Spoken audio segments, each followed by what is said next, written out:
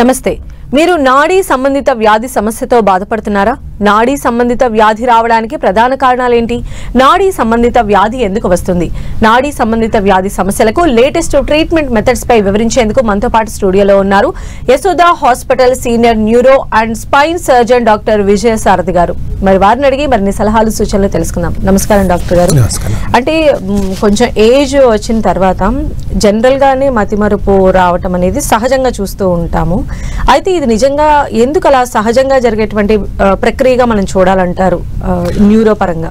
మన శరీర అవయవాల్లో మనం ముఖ్యంగా వ్యాధుల్ని 4 రకాలుగా విభజించవచ్చు. వన్ ఈజ్ కంజెనిటల్, పుట్టుకతో వచ్చేవి. ట్రామాటిక్ అంటే దెబ్బ తగిలిన వల్ల వచ్చే వ్యాధులు. తర్వాత ఇన్ఫెక్షన్స్, టీబీ కానీ పయోజనిక్ యాప్స్ అవన్నీ ఉంటాయి. తర్వాత నియోప్లాస్టిక్ అంటే క్యాన్సర్. పెద్దవాళ్ళలో వచ్చే మెయిన్ న్యూరో వ్యాధుల్ని డీజనరేటివ్ డిజీజెస్ అంటారు. అంటే ఒక వయసు వచ్చిన తర్వాత మన శరీరంలో అనేక మార్పులు సంభవిస్తాయి. ఉదాహరణకు జుట్టు తెల్లబడము, ప్రోస్టేట్ గ్రంథి వాయడము, చర్మం మడతలు పడి, ఇవన్నీ ఏంటంటే వయసుతో పాటు వచ్చే నార్మల్గా జరిగే ప్రక్రియ. అదే మన మెదడులో ఏంటంటే కొన్ని డిజనరేటివ్ డిజీజెస్ వస్తాయి. దానిలో ముఖ్యంగా మనం తెలుసుకోవాల్సిన విషయాలు 3. ఒకటి ఏంటంటే పార్కిన్సన్స్ వ్యాధి. పార్కిన్సన్స్ వ్యాధిని మనం తెలుగులో వణుకుడు వ్యాధి అంటారు. జనరల్లీ వాళ్ళు they will come with the tremors. Tremors అంటే వణుకుడు అనే ఒక పిల్ రోలింగ్ మూమెంట్స్ అంటారు. ఈ జబ్బుని 200 ఏళ్ల క్రితం జేమ్స్ పార్కిన్సన్ ఆయన కనుగొన్నాడు. లక్షణాలు విశదీకరించారు అన్నమాట. ఎలా వస్తుంది, మొదట ఎలా వస్తుంది, తర్వాత ఏమొస్తుంది. మెయిన్ లక్షణాలు అంటే వణుకుడు, ఒకటి నడక తగ్గడం, రిజిడిటీ అంటారు అనమాట. సో ఈ వ్యాధి ఉన్న వాళ్ళు ఏంటంటే జనరల్లీ 60 ఏళ్ల తర్వాత నెమ్మదిగా వస్తుంది. కొందరు 50 ఏళ్ళకే స్టార్ట్ కావచ్చు. ఈ వ్యాధి వచ్చిన వాళ్ళు ఏం చేస్తారు? మామూలుగా మేమేం చేస్తామంటే న్యూరో సర్జన్స్గా ఆ వ్యాధి అనేది లక్షణాలను బట్టి నిర్ధారిస్తాం. ఓహో, ఈయనకు వణుకుడు ఉంది, రిజిడిటీ ఉంది, ఎక్స్ప్రెషన్ లెస్ ఫేస్ అంటే నవ్వే కోల్పోతారు వాళ్ళు, అంటే ఎక్స్ప్రెషన్ లెస్ ఫేస్. మామూలుగా మన ముఖంలో హావభావాలు కనిపిస్తాయి, అటువంటివి లేకుండా ఉంటారు అనమాట. అవన్నీ లక్షణాలు చూసి ఒక పార్కిన్సన్స్ వ్యాధిని నిర్ధారించిన తర్వాత దానికి మందులు పెడతాం. మందులు పెట్టిన తర్వాత ఏం చేస్తామంటే కొన్ని సంవత్సరాలు గడిచిన తర్వాత మందులు జనరల్లీ దే ఇంప్రూవ్. అంటే కార్బిడోపా కానీ లీవోడోపా అని మందులు ఉంటాయి అన్నమాట. దానిలో మన శరీరంలో ఏంటంటే డోపమిన్ అనే ఒక న్యూరో ట్రాన్స్మిటర్ తగ్గడం వల్ల వచ్చే జబ్బు ఇది. సో దాన్ని రీప్లేస్ చేస్తూ పోతాం. రీప్లేస్ అయిన ఆ యొక్క లక్షణాలు తగ్గుతాయి. సో కొన్ని 3 years తర్వాత ఒకసారి అది పార్కిన్సన్స్ వ్యాధి అని నిర్ధారణ అయిన తర్వాత ఒక ఆపరేషన్ చేస్తాం. దాన్ని DBS, డీప్ బ్రెయిన్ స్టిమ్యులేషన్ అంటారు. ఆ డీప్ బ్రెయిన్ స్టిమ్యులేషన్ ఏంటంటే ఒక శరీరంలో ఏం చేస్తామంటే ఆ బ్రెయిన్లోనే 2 ఎలక్ట్రోడ్స్, లెఫ్ట్ సైడ్ ఒకటి, రైట్ సైడ్ ఒకటి, కంప్యూటర్ సహాయంతో పెట్టి దాన్ని స్టిమ్యులేట్ చేస్తూ ఉంటాం అనమాట. అలా బ్యాటరీ బయట ఎక్స్టర్నల్ బ్యాటరీ పెట్టి దాన్ని స్టిమ్యులేట్ చేస్తూ పోవడం వల్ల పార్కిన్సన్స్ లక్షణాలు చాలా వరకు కంట్రోల్ అవుతాయి. ఈ బ్యాటరీని 10 సంవత్సరాలకు ఒకసారి మారుస్తూ ఉండాలి. అది ఒక ట్రీట్మెంట్ ప్రక్రియ పార్కిన్సన్స్కి. సెకండ్ జబ్బు ఏంటంటే ఆల్జీమర్స్. అందరికీ మనం తెలుసు, మతిమరుపు. ఒక ఏజ్ వచ్చిన తర్వాత అందరికీ మతిమరుపు అనేది సహజం. ఒక 70 ఏళ్ళ తర్వాత మనం తిన్నది ఏమైతే మర్చిపోతాం. అవన్నీ సాధారణం, అవన్నీ జబ్బులు కావు. కొందరికి 60 ఏళ్ల ముందు, 50 ఏళ్లకే మతిమరుపు అనేది ఒకటి వస్తుంది. దాన్ని ఆల్జీమర్స్ డిజీజ్ అంటారు. ఎందుకు వస్తుంది ఇది అంటే కొన్ని బ్రెయిన్లో కొన్ని మార్పులు జరుగుతాయి, అంటే డీజనరేటివ్ చేంజెస్ అవుతాయి. ట్యాంగిల్స్ అని, కొన్ని అమైలాయిడ్ డిపాజిట్స్ అనే కావడం వల్ల మామూలు ఏజ్ కన్నా ముందే ప్రీ సెనైల్ డిమెన్షియా. సెనైల్ అంటే old age. Pre senile dementia అంటే ఓల్డ్ ఏజ్ కన్నా ముందే డిమెన్షియా రావడాన్ని ప్రీ సెనైల్ డిమెన్షియా అంటారు. దాన్ని ఆల్జీమర్స్ డిజీజ్, పిక్స్ డిజీజ్ అని ఉంటాయి. వీటికి ఏంటంటే మామూలుగా నిర్ధారించుకోవాలి. అంటే మనం ఏదన్నా ఒక మనిషిని ఆల్జీమర్స్ డిజీజ్ అనే స్టాంప్ వేసే ముందు దాన్ని నిర్ధారించుకోవాలి. ఒకసారి MRI స్కాన్ చేస్తాం. చేసిన తర్వాత దాంట్లో కొన్ని మార్పులు కనిపిస్తాయి, వీటికి అనుగుణమైన మార్పులు. దానిలో న్యూక్లియర్ మెడిసిన్ స్కాన్ చేస్తాం. దాని తర్వాత ఒకసారి నిర్ధారించుకున్న తర్వాత దాన్ని ఆల్జీమర్స్ వ్యాధి అని నిర్ధారించుకున్న తర్వాత దానికి మందులు పెడతాం. ఈ యొక్క వ్యాధి ఏంటంటే ఈ యొక్క డిజనరేటివ్ డిజార్డర్స్ ఏవైతే ఉంటాయో బ్రెయిన్కి, అవి దే ప్రోగ్రెస్, రిలెంట్లెస్ ప్రోగ్రెషన్ ఉంటుంది. అంటే రోజు రోజుకి అవి పెరుగుతూ ఉంటాయి తప్ప తగ్గవు. మన ఏజ్ ఎలా అయితే పెరుగుతుందో అలానే అవి పెరుగుతూ ఉంటాయి.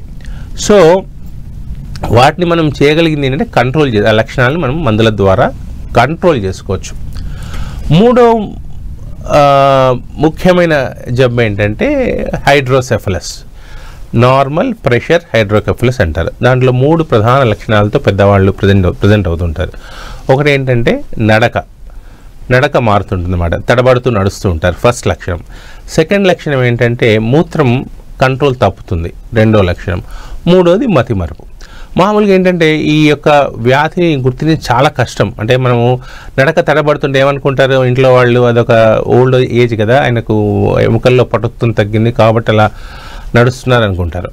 సెకండ్, మూత్రం సరిగ్గా పోయకపోయేసరికి ఏదో ప్రోస్టేట్ గంది లక్షణాలు అనుకుంటారు. అలా మిస్డయాగ్నోస్ అయ్యే అవకాశం ఎక్కువ. ఒకసారి కనుక ఈ 3 లక్షణాలు ఉంటే ఒకవేళ అతను న్యూరోసర్జన్ దగ్గర తీసుకెళ్తే కనుక వాళ్ళు ఎంఆర్ఐ స్కాన్ చేసి దాంట్లో కనుక మెదడులో ఉన్న నీళ్ళ పరిమాణం కనుక ఎక్కువైతే దాన్ని నార్మల్ ప్రెషర్ హైడ్రోకెఫలస్గా నిర్ధారించుకోవాలి. అయితే దీనికి ఏం చేస్తాం, నీళ్లు పెరగడం వల్ల ప్రెషర్ పెరగడం వల్ల ఏం లక్షణాలు వస్తుంటాయి. సో ఆ ప్రెషర్ని తగ్గించాలంటే 2 రకాల ట్రీట్మెంట్లు ఉంటాయి. ఒకటి ఏంటంటే షంట్ అంటారు. షంట్ అంటే పైనుంచి మెదడులోంచి ఆ నీళ్లను బైపాస్ చేసి పొట్టలోకి మేము ట్యూబ్ వేస్తాం. సో తద్వారా ఏమవుతుందంటే లోపల ఉన్న ప్రెషర్ పెరిగిన నీళ్లు పొట్టలోకి వెళ్ళిపోతాయి. సెకండ్ ఏంటంటే లేటెస్ట్గా ఏంటంటే ఎండోస్కోపీ ద్వారా లోపల మెదడులోనే చిన్న హోల్ చేయడం ద్వారా ఆ హై ప్రెషర్లో ఉన్న వాటర్ లోపలికి వెళ్ళిపోతుంది. ఈ 3 ప్రధానమైన జబ్బులు బ్రెయిన్కి సంబంధించినవి మనం పెద్దవాళ్ళలో చూడొచ్చు. సెకండ్ ఏంటంటే స్పైన్వి. నెక్స్ట్ మెదడు, వెన్నుపూస అని మనకు అందరికీ తెలుసు. వెన్నుపూస అనేది స్పైన్ మధ్యలో ఉంటుంది. అంటే సర్వైకల్ అంటే మెడకాయలో ఉన్న స్పైన్, లంబార్ అని నడుములో ఉన్న స్పైన్. పెద్దవాళ్ళు ఏమవుతుందంటే సర్వైకల్ స్పైన్ ఒకవేళ మెడకాయలో ఉన్న వెన్ను పూస అరిగినట్లయితే డిస్క్లు పెరిగి ఆ వెన్ను పామును కంప్రెస్ చేయడం మొదలు పెడతాయి. దాన్ని మైలోపతి అంటారు. మైలోపతి అంటే ఏంటంటే మైలాన్ అంటే వెన్నుపూస, పతి అంటే జబ్బు. సో వెన్నుపూస మనకు మెడకాయలో ఉన్న వెన్నుపూస కనుక జబ్బు కనుక వచ్చినట్లయితే పెద్దవాళ్ళలో 2 చేతులు 2 కాళ్లకు తిమ్మిర్లు అంటూ వస్తాయి, నడక కష్టంగా ఉంటుంది, చేతుల్లో కాళ్ళల్లో నొప్పులు మొదలవుతాయి. సో ఇవన్నీ ఏంటంటే లక్షణాలు. నడక మందగిస్తుంది, దాన్ని మైలోపతి. గట్టిగా ఏదంటే పేషెంట్లు ఏమంటారంటే డాక్టర్ గారు మేము నడుస్తున్నప్పుడు ఏంటంటే పెద్ద బరువులు మా కాళ్ళకు కట్టినట్టు అనిపిస్తున్నాయి అంటారనమాట. సో వీటిని మైలోపతి అని మేము నిర్ధారించుకొని ఎంఆర్ఐ స్కాన్ చేస్తాం. ఎంఆర్ఐ స్కాన్లో ఏం తెలుస్తుంది మనకు దాంట్లో వెన్నుపాము ఎలా ఉంది, దాంట్లో కంప్రెషన్ ఎలా ఉంది, ఎక్కడ ఉంది, ఎంత ఉంది, ఏ లెవెల్లో ఉంది అని మనం నిర్ధారణ చేసుకొని దాన్ని కనుక మనం ఆ కంప్రెషన్ని తీసేస్తాం. దాన్ని డీకంప్రెసివ్ సర్జరీస్ అంటారు. ఆ 2 రకాల ఆపరేషన్లు ఉంటాయి. ఒకటి ముందు నుంచి చేసే ఆపరేషను అంటే యాంటీ సర్వైకల్ డిస్కెక్టమీ అంటారు, వెనకాల నుంచి చేసే ఆపరేషన్. లేటెస్ట్గా ఏంటంటే అనేక రకాల ఈ స్క్రూలు, ప్లేట్లు అవి వచ్చాయన్నమాట. ఇవన్నీ ఏంటంటే స్టెబిలిటీ లేని వాళ్ళ కోసం. ఈ లేటెస్ట్గా ఏం చేస్తున్నామంటే మేము వితౌట్ ప్లేట్స్ అండ్ స్క్రూస్ అంటే మనము చిన్న మైక్రోస్కోప్ ద్వారా వెళ్ళి సాధ్యమైనంత తక్కువ బోన్ తీసి అక్కడ వెన్నుపాముని క్లియర్ చేస్తున్నాం. తద్వారా ఏంటంటే మనకు ప్లేట్స్, స్టాట్స్ వేయాల్సిన అవసరం ఉండదు. 4వ జబ్బు ఏంటి, నడుములో లంబార్ స్టినోసిస్ అంటారు. Lumbar canal stenosis. లంబార్ అంటే నడుము, కెనాల్ అంటే ఇక్కడ స్పైనల్ కెనాల్. పెద్దవాళ్ళు ఏమైందంటే డీజనరేషన్ వచ్చేసరికి ఏమైందంటే ఆ లంబార్ కెనాల్ యొక్క పరిమాణం తక్కువ అవుతుంది. సో దాంట్లో ఉన్న నరాలు ఉక్కిరి బిక్కిరి అవుతాయి. సో తద్వారా ఏమవుతుందంటే కొంత దూరం నడిచేసరికి వాళ్ళ కాళ్ళు తిమ్మిర్లు రావడం మొదలవుతాయి. కొంచెంసేపు నిలబడ్డా కానీ తిమ్మిర్లు రావడం మొదలవుతాయి. కూర్చుంటే వాళ్ళు ఏముండదు, పడుకుంటే ఏముండదు. సో దీన్ని టిపికల్గా లంబార్ స్టినోసిస్ అంటే క్లాడికేషన్, న్యూరోజెనిక్ క్లాడికేషన్. న్యూరో అంటే నరాలు, జెనిక్ నరాల నుంచి వచ్చేది, క్లాడికేషన్ అంటే కొంత దూరం నడిస్తే తిమ్మురు రావడానికి క్లాడికేషన్ అంటారు. మామూలుగా మన శరీరంలో 2 కారణాల వల్ల క్లాడికేషన్ వస్తుంది. ఒకటేమో వాస్కులర్ క్లాడికేషన్, రెండోది న్యూరోజెనిక్ క్లాడికేషన్. వాస్కులర్ క్లాడికేషన్ అంటే ఏంటి, రక్తనాళాలు బ్లాక్ అయినప్పుడు వచ్చే తిమ్ముర్లను వాస్కులర్ క్లాడికేషన్ అంటారు. ఈ రకమైన జబ్బు వల్ల వచ్చే క్లాడికేషన్ని న్యూరోజెనిక్ క్లాడికేషన్ అంటారు. సో అప్పుడు ఏం చేయాలి, మనము ఆల్రెడీ కాంప్రమైజ్ అయిన కెనాల్ని వైడ్ చేస్తాం. ఆపరేషన్ ద్వారా మైక్రోస్కోప్ ద్వారా వెళ్ళి ఆపరేషన్ చేసి ఆ యొక్క కెనాల్ని వైడ్ చేయడం ద్వారా అద్భుతమైన రిజల్ట్స్ ఉంటాయి. అంటే మనం ఏదో ఇప్పుడు మామూలుగా ఈ జబ్బులన్నీ వచ్చే పెద్దవాళ్ళు వస్తుంటారు, డాక్టర్ గారు మరి మాకు ఏజ్ అయిపోయింది కదా, సో మాకు ఆపరేషన్ సక్సెస్ అవుతుందా అని. అంటే ఆపరేషన్ సక్సెస్ ఫెయిల్యూర్ అనేది పక్కన పెడితే దీన్ని కనుక ట్రీట్ చేయకపోతే over a period of time అంటే కొన్ని రోజుల్లో వాళ్ళకు నడక పూర్తిగా మందగిస్తుంది. సో మేము ఆపరేషన్ చేసినప్పుడు ఏం చేస్తాం, పెద్దవాళ్ళని ఏం చేస్తాం, ఈసీజీ చేయిస్తాము, ఈకో చేయిస్తాము, ఎక్స్రే చెస్ట్ చేయిస్తాము, చేసి మన మత్తు డాక్టర్ గారు చూస్తారన్నమాట వీళ్ళు ఫిట్టా కాదా.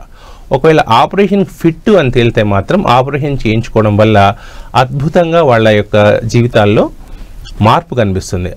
పూర్తిగా నడక పెరిగిపోతుంది. అంటే ఇప్పుడైతే 100 మీటర్లు రాగానే ఎప్పుడైతే తిమ్మిరి వస్తుందో ఆపరేషన్ చేయడం ద్వారా వాళ్ళు కనీసం అంత ముందున్న నడక పరిమితిని అందుకోగలుగుతారు.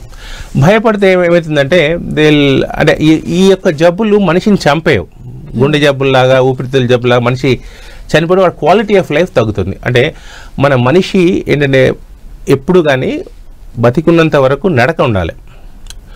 సో నడక లేకపోయేసరికి ఏమైందంటే మంచంలో పడిపోతారు, వాళ్ళని నెగ్లెక్ట్ అవుతుంది. సో క్వాలిటీ ఆఫ్ లైఫ్ పెంచుకోవాలంటే మాత్రం భయపడకుండా పెద్దవాళ్ళు ఆపరేషన్ చేయించుకోవడం అది అన్ని విధాల శ్రేయస్కరం.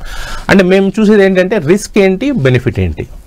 ఒకవేళ బెనిఫిట్ కనుక రిస్క్ కన్నా ఎక్కువ ఉందనుకోండి, వీల్ సజెస్ట్ ఆపరేషన్. ఒకవేళ రిస్క్ ఎక్కువ ఉంది, హార్ట్ ప్రాబ్లం ఉంది, విచ్ ఇస్ అంటే ఆపరేషన్ చేయడం వల్ల రిస్క్ ఎక్కువ ఉంది అంటే మేమే ఆపరేషన్ సజెస్ట్ చేయం. అది అంటే వాళ్ళు తట్టుకునే కెపాసిటీ ఉంటుందంట. తట్టుకునే అదే చెప్తున్నానండి. అంటే మామూలుగా మా దగ్గరకు వచ్చి అడిగే ప్రశ్న ఏంటంటే, డాక్టర్ గారు మాకు 75 ఏళ్ళు వచ్చాయండి, మేము ఆపరేషన్ తట్టుకుంటామని. ఆ తట్టుకోవడము తట్టుకోకపోవడం అనేది మనం డిసైడ్ చేసుకోకూడదు. అంటే మత్తు డాక్టర్ గారు ఉంటారు, ఆయన చూస్తారు, ఈసీజీ చేస్తారు, ఈకో కార్డియోగ్రామ్ చేస్తారు, హార్ట్ ఎలా ఉంది, లంగ్స్ ఎలా ఉంది, మిగతా సిస్టమ్స్ ఎలా ఉంది, అవన్నీ నార్మల్గా ఉంటే age is not a bar. అంటే ఇవి కూడా చిన్న ఆపరేషన్లు, పెద్ద పెద్ద ఆపరేషన్లు కాదు, అంటే రక్త స్రావం కూడా ఏం జరగదు. సో వెళ్ళి చిన్న ఆపరేషన్ చేయడం ద్వారా వాళ్లకు రిలీఫ్ వస్తుంది. అయితే ఈ పార్కిన్సన్స్ కానీ అల్జీమర్స్ కానీ అంటే మెడికేషన్తోనే వాటిని క్యూర్ చేయడం సాధ్యమవుతుందంటారా? అంటే క్యూర్ అనేది నాడీ డీజనరేటివ్ డిజార్డర్స్లో ఉండదండి. అంటే ఒకసారి అంటే బ్రెయిన్ అనేది హైలీ స్పెషలైజ్డ్ టిష్యూ. అంటే ఒక్కసారి అది పాడైపోయిందంటే మళ్ళీ బాగా కావడం అంటూ ఉండదు. సో అటువంటి పరిస్థితుల్లో మనం only control the symptoms. Okay, suppose ఒక పేషెంట్కి వాళ్ళ స్టార్ట్ అయింది అనుకోండి Alzheimer's, 10 years down the line they will have total bed ridden. ఈ 10 సంవత్సరాలు ఆయనకు మంచి జీవితాన్ని మనం అందించగలగాలి. ఎట్లా? మందుల ద్వారా, ఆపరేషన్ ద్వారా. అల్జీమర్స్ డిజీజ్కి మందుల ద్వారానే మనం కంట్రోల్ చేయొచ్చు. అదే పార్కిన్సన్స్ డిజీజ్కి ఏంటంటే మందులతో ఒక 3 ఏళ్ళు 4 ఏళ్ళు మేనేజ్ చేసి తర్వాత ఒక 5-6-10 ఏళ్ల దాకా మనం ఆపరేషన్ ద్వారా దాన్ని కంట్రోల్ చేయొచ్చు. ఈ నార్మల్ ప్రెషర్ హైడ్రోకెఫలస్ అనేది షంట్ కానీ ఎండోస్కోపిక్ సర్జరీ ద్వారా రిజల్ట్స్ ఒక ఆల్మోస్ట్ 10 years దాకా బాగుంటాయి. ఓకే, అయితే ఈ నీటి కణితుల గురించి ఏం చెప్తారు డాక్టర్ గారు? దాన్ని normal pressure hydrocephalus అంటారమ్మా. Normal pressure hydrocephalus అంటే మన జనరల్ ఏంటంటే పెద్దవాళ్ళు 70-75 ఏళ్ళు రాగానే నడక తడబడుతుంటుంది. అదేంటంటే జనరల్లీ మనం ఇగ్నోర్ చేస్తాం, అదేదో వయసు రీత్యా వచ్చిన నడక అనుకుంటాం. మూత్రం తడబడుతూ ఉంటుంది, అంటే పోయడం కష్టంగా ఉంటుంది, అదే ప్రోస్టేట్ గంది వాయడం వల్ల వచ్చింది అనుకుంటారు. కాకపోతే మనం బ్రెయిన్లో స్కాన్ చేసి చూస్తే వీళ్ళలో చాలామందిలో నీళ్లు పెరిగి ఉంటాయి. హైడ్రోకెఫలిక్ నీళ్ళ తిత్తులు ఉంటాయి, 2 వెంట్రికల్స్ అని, అవి పెరిగి ఉంటాయి. So that indicates that water accumulate అవుతుందని బ్రెయిన్లో. సో ఎక్సెస్ వాటర్ ఉండడం వల్ల ఈ లక్షణాలన్నీ వస్తున్నాయి. ఓకే, సో వీక్నెస్ ఏ స్టేజ్ లో ఐడెంటిఫై చేస్తే బెటర్ అంటారు? Earlier the better. అదే చెప్తున్నాను, న్యూరాన్స్ అనేవి ఒక్కసారి అవి పాడైపోతే మళ్ళీ అవి తిరిగి బాగా ఉండదు. So earlier the better. అది పూర్తిగా డ్యామేజ్ అయ్యే లోపల మనం కనుక ఇంటర్వ్యూన్ అవ్వగలిగితే కనుక అవి మళ్ళీ రికవర్ అవుతాయి. ఒక్కసారి న్యూరాన్ చనిపోయిన తర్వాత, అది పాడైపోయిన తర్వాత మళ్ళీ దాన్ని బాగు చేయడం ప్రపంచంలో ఎవరి వల్ల సాధ్యం కాదు. ఓకే, అయితే మీరు సర్జరీస్ చెప్పారు కదా, సర్వైకల్కి అలానే లాంబర్కి, వీటిలో ఉపయోగించే ఆ ప్లేట్స్ బదులు కొన్ని అంటే బ్యాంబూస్ లాంటివి కూడా యూజ్ చేస్తున్నారని. అంటే మన బ్యాంబూస్ పైన అంటే ఏంటంటే మన పెద్దవాళ్ళు కొందరిలో యాంకిలోజింగ్ స్పాండిలోస్ అంటారు, దాంట్లో ఏంటంటే స్పైన్ స్టిఫ్గా అయిపోతుంది, దాన్ని బ్యాంబూస్ పైన అంటారు. మన తెలంగాణలో మన ముఖ్యమైన జబ్బు ఏంటి? ఫ్లోరోసిస్లో కూడా స్టిఫ్గా అయిపోతారు మనిషి, అంటే స్పైన్ మొత్తం ఫ్యూజ్ అయిపోతుంది. వీళ్ళు ఏమవుతుందంటే ఉదాహరణకు పెద్దవాళ్ళు కూడా జీరియాట్రిక్ స్పైన్లో కూడా వాళ్ళు కొంచెం చిన్న దెబ్బలకే వాళ్ళకు ఫ్రాక్చర్లు అవుతుంటాయి. ఎందుకు అంటే ఆ స్టిఫ్ స్పైన్ దట్ ఆ ఫోర్స్ని ట్రాన్స్మిట్ చేసేసరికి కింద పడ్డా కానీ by the time the force reaches మెడకాయలో వచ్చేసరికి అది 10 times పెరుగుతుంది అనమాట. సో చిన్న చిన్న కాలు జారి పడడంతోనే వాళ్ళకు ఫ్రాక్చర్లు అవుతుంటాయి, వెన్నుపూస ఫ్రాక్చర్స్. వాటిని కనుక ముందే మనం చూసి దాన్ని ఆపరేషన్ చేసి, ఫ్రాక్చర్ అయింది అంటే దాన్ని ఫిక్స్ చేయాల్సిందే. ఏ ఫ్రాక్చర్ని మనము మందులతో కానీ కొన్ని ఫ్రాక్చర్స్ ఉంటాయి ఏదంటే స్టేబుల్ ఫ్రాక్చర్స్ మనం మందులు రెస్ట్ ఇవ్వడం ద్వారా వాటిని తగ్గించవచ్చు. అన్స్టేబుల్ ఫ్రాక్చర్ ఏంటంటే మనం సర్జరీ చేసి దాన్ని ప్లేట్స్ స్క్రూస్ వేయాలి. తద్వారా ఏంటంటే అవి మళ్ళీ రిడక్షన్ చేసి దాన్ని డీకంప్రెస్ చేయడం ద్వారా వెన్ను పాము మీద ఉన్న ఒత్తిడిని తగ్గించగలుగుతాం. అయితే ఈ మైలోపతి ఆపరేషన్ అనేది ఎప్పుడు చేస్తారు? దీనిలో కూడా ఈ ప్లేట్లు స్క్రూస్ అవసరం అంటారా? మైలోపతి అనేది చెప్పాను కదా, వెన్ను పాము యొక్క జబ్బు ఎప్పుడు వస్తుంది? ఏదైనా ముందు నుంచి కంప్రెషన్ ఉన్నప్పుడు స్టార్ట్ అవుతుంది. టిపికల్ సిమ్టమ్స్ ఏంటి? కాళ్ళు చేతుల్లో తిమ్ములు రావడము, స్టిఫ్నెస్ అంటే నడిచేటప్పుడు చాలా బరువుగా తయారైపోతాయి కాళ్ళు చేతులు. ఒక్కసారి మైలోపతి కనుక సెటిల్ అయితే అది రివర్స్ కావడం impossible. All this other medications, A medication వాడినా కానీ మైలోపతి సెటిల్ కాకముందు వాడడం మంచిది. ఒకవేళ మైలోపతి సెటిల్ అయిన తర్వాత అన్లెస్ ఆ కంప్రెషన్ని మనం తీస్తేనే మైలోపతి నుంచి ఉపశమనం జరుగుతుంది తప్ప మందులతో తగ్గే జబ్బు కాదు అది మైలోపతి. మీరు అడిగే ఆపరేషన్ రాడ్లు, అన్నిటికీ రాడ్లు స్క్రూస్ అవసరం లేదు. స్పైన్ అనగానే రాడ్లు స్క్రూలు బయలుదేరుతారు. అన్ని జబ్బులకు, చాలా మటుకు జబ్బులకు రాడ్స్ స్క్రూస్ అవసరం లేదు. మైక్రోస్కోప్ ద్వారా చాలా చిన్న పరిమాణంలోని బోన్ తీయడం ద్వారా మనం స్పైన్ని యాజ్ యూజువల్ ఉంచవచ్చు. కాబట్టి స్పైన్లో మ్యాక్సిమం 99% స్పైన్లో రాడ్స్ స్క్రూస్ అవసరం లేదు. ఫ్రాక్చర్లు ఉంటే అవసరం. ఒక వెన్ను జారు వ్యాధి ఉంటుంది, ఒకటి స్పాండైలోలిసిస్ అంటారు, ఒక వెన్ను పూస నుంచి ఇంకో వెన్ను పూస జారుతుంది. అటువంటి వాటికి స్క్రూలు రాడ్లు అవసరం, కానీ మాటికి స్క్రూల వెన్నుపూసకు స్క్రూలు రాడ్లు అవసరం ఉండదు. అయితే వీటి లక్షణాలు ఎలా ఉంటాయి డాక్టర్ గారు? ఏది మైలోపతికి సంబంధించి చెప్పాను కదా, వేళ్ళు కాళ్ళ చేతులు తిమ్మురులు, కాళ్ళలో బరువు ఎక్కడము, స్టిఫ్నెస్ అంటే మైలోపతి అంటే స్టిఫ్ అయిపోతాడు అన్నమాట. మనిషి నడక కష్టంగా నడుస్తూ ఉంటాడు. మామూలుగా వాళ్ళ పక్క వాళ్ళు ఫాస్ట్ నడుస్తుంటే ఇతను ఏం చేస్తాడంటే అంత ఫాస్ట్ నడవలేడు. అది ఎర్లీ సైన్ ఆఫ్ మైలోపతి. ఇంకా మనం దాన్ని నెగ్లెక్ట్ చేసామనుకోండి, కాళ్ళు చేతులు చచ్చిపడతాయి, మంచం మీద పడిపోతారు. సో డెఫినెట్ గా న్యూరో సంబంధిత సమస్యలు రాకుండా ఉండాలంటే ఎలాంటి లైఫ్ స్టైల్ చేంజెస్ చేసుకుంటే బెస్ట్ అంటారు? ఇది లైఫ్ స్టైల్ కి ఈ యొక్క జబ్బులకు సంబంధం లేదు, టు బి ఆనెస్ట్. అంటే మామూలు లైఫ్ స్టైల్ జబ్బులు ఏంటి? గుండె జబ్బులు, మామూలుగా sedentary life style, sugar, BP, smoking, అవన్నీ లైఫ్ స్టైల్ జబ్బులు. ఇవేంటంటే వయసు రీత్యా వచ్చేవి. ఇప్పుడు తెల్ల జుట్టు ఉందండి మనిషి, ఒక 60 ఏళ్ళ తర్వాత మీరు వద్దన్నా కాకుండా జుట్టు తెల్లబడుతుంది, అవి ఇలానే. కాకపోతే ఏంటంటే వాటిని ముందుగానే గుర్తుపట్టి మనం ఎర్లీ ట్రీట్మెంట్ చేసుకుంటే వాటి నుంచి మనం కొంచెం ఉపశమనం పొందొచ్చు. ఓకే, వీటి వల్ల వచ్చేటువంటి అంటే ఇతర పరిణామాలు అంటే ఏం చెప్తారు సార్? ఈ వ్యాధిని మనం ఇనిషియల్ గా ఐడెంటిఫై చేయకపోతే ఫస్ట్ ఇప్పుడు పార్కిన్సన్స్ ఉందనుకోండి, పార్కిన్సన్స్ అనేది ఉదాహరణకు పార్కిన్సన్స్ మనం గుర్తుపట్టలేదు, అలానే over a period of time disability వస్తుంది. అంటే నడవలేడు, వణుకుతూ ఉంటాడు, మంచం మీద పడిపోతారు. సో మెయిన్ లైఫ్లో ఏంటంటే మొబిలిటీ, మనిషి నడవాలి, ఫ్రీగా ఉండాలి. సో దానికి ఈ ట్రీట్మెంట్స్ మొత్తానికి అంతే కదండి. మూమెంట్ లేకపోతే మనిషి జీవితమే లేదు. వాడికి ఎంత హార్ట్ బాగున్నా, ఎన్ని లంగ్స్ బాగున్నా, మనిషి నడవకుండా ఉంటే ఒక మంచం మీద పడిపోయినాడు అనుకోండి, దానికి అర్థం లేదు జీవితానికి. మరి ఇంత క్రూషియల్ ఈ సమస్యలకి అడ్వాన్స్ ట్రీట్మెంట్స్ అంటే ఏమున్నాయండి? అడ్వాన్స్ ట్రీట్మెంట్ అంటే ముఖ్యంగా ఆపరేషన్లు వచ్చాయి. DBS, డీప్ బ్రెయిన్ స్టిమ్యులేషన్, గత ఆల్మోస్ట్ ఒక 20-25 సంవత్సరాల నుంచి ఉన్న ట్రీట్మెంట్ అది. కొన్ని లేటెస్ట్ మెడిసిన్స్ వచ్చాయి, అంటే ఆ యొక్క హార్మోన్ మ్యానిపులేషన్స్ అంటారు, ఆ యొక్క న్యూరో ట్రాన్స్మిటర్ మ్యానిపులేషన్ చేసే కొత్త మందులు వచ్చాయి. ఏ మందులు అన్నా కానీ అది డాక్టర్ని అడిగి డాక్టర్ సలహాతో అవి తీసుకోవడం ద్వారా మనం వీటి యొక్క వ్యాధుల్ని మనము కంట్రోల్ చేస్తాం. దాన్ని పూర్తిగా తగ్గించి క్యూర్ అనేది ఉండదు. సో అంటే ఎర్లీగా మనం గుర్తుపట్టి దానికి ట్రీట్ చేయగలిగితే కనుక అవి రిలీఫ్ బాగా ఉంటుంది.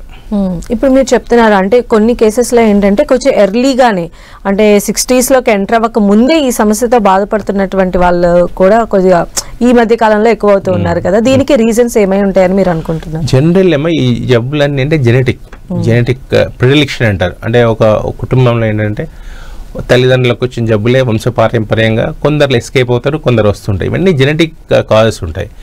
కొన్ని ఎన్విరాన్మెంటల్ కాజెస్, అవన్నీ పక్కన పెడితే మన లైఫ్ మనం చేయగలిగిన ఇవన్నీ కంట్రోల్లో ఉండవు.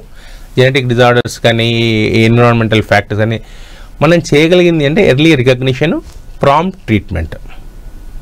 సో యశోదాలో ఎలాంటి ట్రీట్మెంట్స్ ఉన్నాయి సార్ దీనికి సంబంధించి? యశోదాలో మన నాడీ సంబంధించిన వ్యాధులన్నిటికీ అద్భుతమైన ట్రీట్మెంట్లు ఉన్నాయండి. We have very good equipment, microscopes ఉన్నాయి, అలానే న్యూరో మానిటరింగ్ ఉంది, నావిగేషన్ అంటే ఖచ్చితంగా అదే ప్లేస్లో వెళ్ళి మనం ఆపరేషన్ చేయగలిగే అద్భుతమైన సాధనాలు ఉన్నాయి, మంచి ఇన్స్ట్రుమెంట్స్, ఎక్విప్మెంట్, మంచి ఎనస్థీషియా సహకారం ఉంది. అన్నిటికీ మించి hospital environment is very clean and మెయిన్గా న్యూరో ఆపరేషన్ తర్వాత మనకు వచ్చే కాంప్లికేషన్లన్నీ బేస్డ్ ఆన్ ద ఎన్విరాన్మెంట్ క్లీన్గా నీట్గా మెయింటైన్ చేస్తారు. అక్కడ మంచి ఎక్విప్మెంట్, మంచి అనుభవజ్ఞ డాక్టర్స్ ఉన్నారు. అలానే ఈ సర్వైకల్ స్పాండిలైసిస్ అంటే ఏంటండి? నెక్ సర్వైకల్ అంటే నెక్, స్పాండిలోసిస్ అంటే మన వెన్ను పూసకు సంబంధించిన జబ్బు. సో సర్వైకల్ స్పాండిలోసిస్ వచ్చిన వాళ్ళకి ఏంటంటే 2 రకాల లక్షణాలు. ఒకటి మైలోపతిని డిస్కస్ చేసాం, ఇంకోటి రాడిక్యులోపతి అంటే మెడలోంచి నరాలు చేతి కండరాలకు సప్లై చేస్తాయి. ఎప్పుడైతే అక్కడ డిస్క్ లాంటి అరిగి ఆ వెన్ను నరాలకు గనక ఒత్తిడి అయితే ఆ వీక్నెస్ వస్తుంది. ఆ వీక్నెస్ తిమ్మిర్లు చేతుల్లో అటువంటి బోత్ మైలోపతి, రాడిక్యులోపతి అంటారు. రాడిక్యులోపతి అంటే రాడికల్స్ అంటే తీగల లాంటివి మన వెన్నుపాము నుంచి వెళ్ళి చేతులకు సప్లై చేస్తాయి అన్నమాట. సో రాడిక్యులోపతి అంటారు. సో ఆ 2 లక్షణాలు అంటే చేతుల్లో నొప్పులు, చేతుల్లో వీక్నెస్, తిమ్మిర్లు. అలానే మైలోపతి అంటే కాళ్ళు చేతులు తిమ్ములు రావడం, కాళ్ళకు తిమ్మిర్లు ఎక్కడము, కాళ్ళు బరువు కావడం, ఇవన్నీ లక్షణాలు ఉంటాయి. దాన్ని సర్వైకల్ స్పాండైలోసిస్ అంటారు. చాలామంది ఏంటంటే కళ్ళు ఏమంటారు గిడ్డినెస్ వస్తాయి. గిడ్డినెస్కి is not equivalent to cervical spondylosis, అంటే మిస్నామరే. కూర్చొని లేచిన వెంటనే అలా ఉంది గిడ్డినెస్ అవన్నీ చాలా మందికి ఉంటాయి. ఎక్స్రే తీసి డాక్టర్ మాకు సర్వైకల్ స్పాండైలోసిస్ ఉందండి అంటారు. అవన్నీ చూసి ఎక్స్రే నార్మలే ఉంటుంది, అంటే ఏజ్ తరహా చేంజెస్ ఉంటాయి. ఈ గిడ్డినెస్కి సర్వైకల్ స్పాండైలోసిస్ రేర్ అసోసియేషన్. మామూలుగా గిడ్డినెస్ అనేది చాలా కారణాలు ఉంటాయి. బీపీ వల్ల రావచ్చు, షుగర్ వల్ల రావచ్చు, వేరే ప్రాబ్లమ్స్ వల్ల రావచ్చు. One of the factor is cervical spondylosis. So మెయిన్గా ఏంటంటే సర్వైకల్ స్పాండిలోసిస్ వాళ్ళకు ఒకవేళ చేతులకు కాళ్ళకి తిమ్మిర్లు, నొప్పులు వచ్చి కాళ్ళు నడక మారితే మాత్రం వెంటనే ఎంఆర్ఐ చేస్తాం. ఎంఆర్ఐలో తెలుస్తుంది ఏ యొక్క ప్లేస్లో కనుక ఒత్తిడి ఉందో ఆ ప్లేస్ ఆపరేషన్ చేసి మనం ఆ ఒత్తిడిని తీయగలుగుతాం.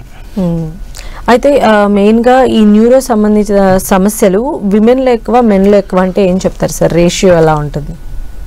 ఉమెన్లో వచ్చి స్పెషల్ జబ్బులు కొన్ని ఉంటాయి ఈ నాడీ సంబంధించిన వ్యాధులు. ఉదాహరణకు మెనింజియోమాస్ అంటే అదొక ట్యూమర్స్ ఫీమేల్స్లో ఎక్కువ ఉంటుంది. అలానే ఆస్టియోపోరోసిస్ అంటే మన కాల్షియం తక్కువ కావడం వల్ల. దట్స్ మోర్ ఆఫెన్ మనం లేడీస్లో చూస్తున్నాం, స్త్రీలకు సంబంధించిన వ్యాధి అది, అంటే పురుషుల్లో కూడా వస్తుంది. సో అప్పుడు ఏమవుతుందంటే ఫ్రాక్చర్లు అవుతుంటాయి, ఆస్టియోపోరోటిక్ ఫ్రాక్చర్స్ అంటారు. అంటే మామూలుగా ఎముకల్లో పటుత్వం లేకపోతే ఏమైందంటే వాళ్ళకు బరువై అది ఎముకలు ఇరిగిపోతుంటాయి. So that is called osteoporotic fractures. అప్పుడు ఏం చేస్తామంటే మామూలుగా ఎర్లీ అంటే మైల్డ్గా ఫ్రాక్చర్ అయిందనుకోండి, దానికి మందులు ఇస్తే తగ్గిపోతుంది. ఫ్రాక్చర్ ఎక్కువ అంటే కంప్రెషన్ అంటే చిట్లిపోయింది అనుకోండి, దాన్ని ఏం చేస్తామంటే పిన్ హోల్ సర్జరీస్ అంటాయి. పిన్ హోల్ సర్జరీ అంటే లోపల పిన్ పెట్టేసి దాన్ని సిమెంట్ ఇంజెక్ట్ చేస్తాం, దాన్ని పిన్ హోల్ సర్జరీస్ అంటారు. మనము అదే చెప్పాను ఇంతకుముందు, ఈ ఫ్రాక్చర్స్ వల్ల ప్రాణంకి పోదు, సడన్గా హార్ట్ జబ్బులు, లంగ్ జబ్బులు లాగా. కాకపోతే ఏంటంటే క్వాలిటీ ఆఫ్ లైఫ్ తగ్గిపోతుంది. సో ఫ్రాక్చర్లు అయిన వెంటనే న్యూరోసర్జన్ కన్సల్ట్ చేస్తే అవి మామూలుగా మందులతో తగ్గుతుందా లేదా ఆ పిన్ హోల్ సర్జరీ చేయాలా అని తెలుస్తుంది. జనరల్ ఇవన్నీ ఏంటంటే లోకల్ అనెస్థీషియాలో చేస్తాం. సో అంత భయపడాల్సిన అవసరం ఉండదు. ఎర్లీగా కనుక మనం ఆ యొక్క ఫ్రాక్చర్ని కనుక ట్రీట్ చేయగలిగితే వాళ్ళకు నొప్పి తగ్గుతుంది, బాగా నడక అవన్నీ బాగుంటాయి. అలానే నెగ్లెక్ట్ చేసామనుకోండి, ఒక ఫ్రాక్చర్ పోయి దాని పక్కన ఇంకో ఫ్రాక్చర్ అవుతుంది, దాంట్లో ఇంకో ఫ్రాక్చర్ అలా వంగిపోతుంది, నడుము వంగిపోయి చూస్తుంటాం కదండి పెద్దవాళ్ళు. అవన్నీ ఈ యొక్క ఆస్టియోపోరోటిక్ ఫ్రాక్చర్స్ వల్ల. ఓకే, అయితే ఇప్పుడు వెన్నుపూసగా ఎప్పుడైనా ఇలాంటి ఫ్రాక్చర్స్ అయినా లేదా బాంబూస్ పైన ఉన్నటువంటి వాళ్ళు కూడా ఖచ్చితంగా కూడా ఎంఆర్ఐ కానీ లేదా న్యూరో సర్జన్ ఖచ్చితంగా కలవాలంటే? న్యూరో సర్జన్ కలిస్తే లక్షణాలు చూస్తాడు, ఏముంటుంది. ఫస్ట్ ఎక్స్రే చేస్తాం, ఫస్ట్ ఎక్స్రే తర్వాత సిటీ స్కాన్, తర్వాత ఎంఆర్ఐ. సిటీ స్కాన్లో ఏం తెలుస్తుంది మాకు, ఎముకలు ఎలా ఉన్నాయో తెలుస్తుంది. ఎంఆర్ఐ చేస్తే ఏం తెలుస్తుంది, వెన్ను పాము ఎలా ఉంది, నర్వస్ స్ట్రక్చర్స్ బాగా కనిపిస్తాయి. ఎంఆర్ఐ పెద్ద రివల్యూషన్, ఆల్మోస్ట్ 95లో వచ్చింది, 91లో. ఎంఆర్ఐ వచ్చిన తర్వాత అంతకుముందు ఏం చేసాము, ఈ యొక్క జబ్బుల్ని డయాగ్నోస్ చేయాలంటే యాంజియోగ్రామ్ చేసేవాళ్ళము, లోపల నడుములో డై ఇంజెక్ట్ చేసేవాళ్ళం, అవన్నీ పోయి ఇప్పుడు జస్ట్ ఒక 10 నిమిషాల్లో పేషెంట్ ఎంఆర్ఐలో పట్టుకుంటాడు, బయటకు వచ్చేసరికి మనకు తెలుస్తుంది diagnosis. That's very revolution actually. అది చేసి మనము చేసిన తర్వాత కంప్రెషన్ ఎలా ఉంది, ఎక్కడుంది, ఎంత ఉంది, పైన ఉందా, ముందు ఉందా, వెనక ఉందా, దాన్ని బట్టి ఆపరేషన్ డిసైడ్ చేస్తాం అనమాట. అన్నిటికీ ఆపరేషన్ అవసరం లేదు. కొన్ని 100% radicular pains they come down with medication, analgesics, physiotherapy తగ్గిపోతున్నాయి. తగ్గనివి మైలోపతి మాత్రం 100% ఆపరేషనే. దాంట్లో ఏ ఫిజియోథెరపీ అంటే ఫిజియోథెరపీ ఎప్పుడు అవసరము, ఆపరేషన్ చేసిన తర్వాత అవసరం. ఆపరేషన్ ముందు కొన్ని కిరోప్రాక్టిస్ దగ్గర వెళ్తుంటారు. అంటే మనకు ఆ యొక్క జబ్బుకు ఎందుకు వచ్చిందో తెలవకుండా వేరే వాళ్ళ దగ్గర పోవడం ద్వారా ఈ జబ్బు ముదిరే అవకాశం ఉంటుంది. ఒకసారి నిర్ధారించుకొని ఏం లేదు, కంప్రెషన్ ఏం లేదు, ఆపరేషన్ చేస్తే తగ్గే జబ్బు ఏం లేదు అని నిర్ధారించుకున్న తర్వాత మిగతా రకాల ట్రీట్మెంట్లు చేయడం ద్వారా ఉంటుంది. Okay, right. Thank you so much అండి విజయసారథి గారు. ఇది వాళ్ళ ఆయుష్మాన్ భవ. చూస్తూనే ఉండండి 10 TV.